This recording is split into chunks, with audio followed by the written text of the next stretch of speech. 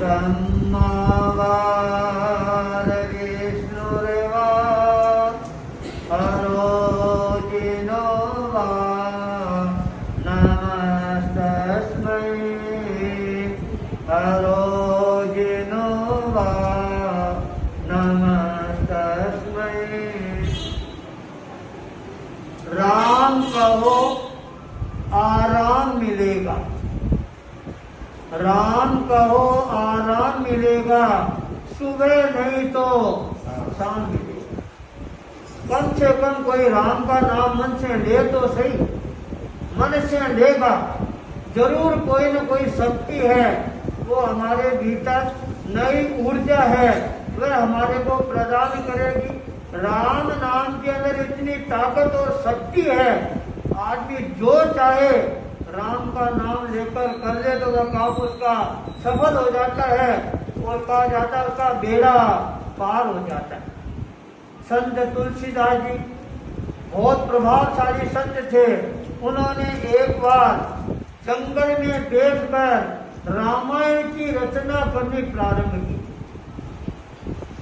और जब रचना प्रारंभ करती हैं इतनी बड़ी रामायण बन जाती है, 7 करोड़ श्लोक। एक श्लोक बनाना भी मुश्किल, और 7 करोड़ श्लोक की रामायण की रचना कर दी। यह बात धीरे धीरे देवलोक में पहुंच जाती है, देवताओं के पास। अरे तुलसीदास जी ने 7 कोटि रामायण बनाई है। देवताओं के मन में विचार आता है तुलसीदास जी के रामायण क्या काम किया, रामायण तो हमारे काम की है। इंद्र है सारे देवताओं को लेकर और तुलसीदास जी के पास में आता है।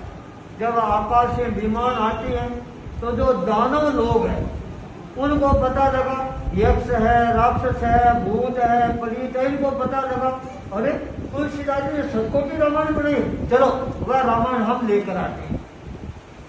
और मानवों को पता लग गया, वो कहाँ पीछे रहने वाले थे, सारे दौड़कर आ गए तुलसीदास जी के बाद, हे रामायण हमारे को दो, रामायण हमारे को दो, रामायण हमारे को दो।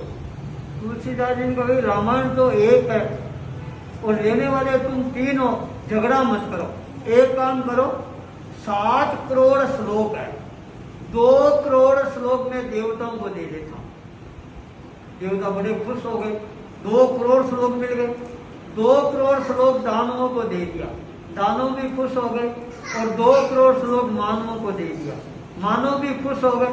तीनों खुश होकर रवाना हो जाते हैं और तुलसीदास जी के पास में केवल 1 करोड़ श्लोक रह गया। कहाँ 7 करोड़ और कहाँ 1 करोड़।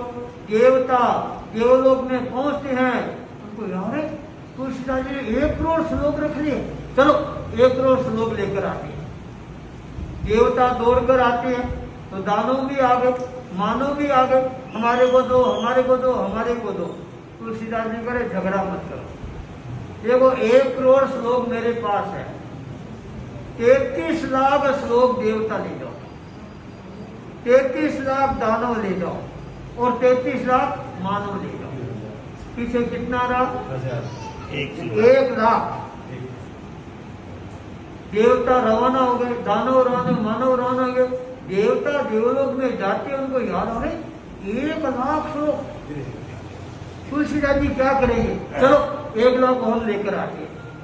फिर देवता आ गए, दानव भी आ गए, मानव भी आ गए, फिर झगड़ा करने के 1 लाख श्लोक हमारे को दो। भी झगड़ा मत करो, शांति रखो, लो 33,000 श्लोक देवता ले जाओ, 33,000 दानव ले जाओ, 33,000 मानव ले जाओ। पीछे क्या रहा? 1,000। कहाँ 7 करोड़ और कहाँ केवल 1,000। तीनों रवाना हो गए। देवलोक में देवता जाते हैं, फिर यहाँ तक अरे 1,000 श्लोक तुलसीदास जी ने रख लिए, चलो वो 1,000 श्लोक भी लेकर आते हैं। फिर देवता दौड़कर आ गए, दानव भी आ गए, मानव भी आ गए, फिर झगड़ा करने लगे, 1,000 हमारे को दो, 1,000 हमारे को दो।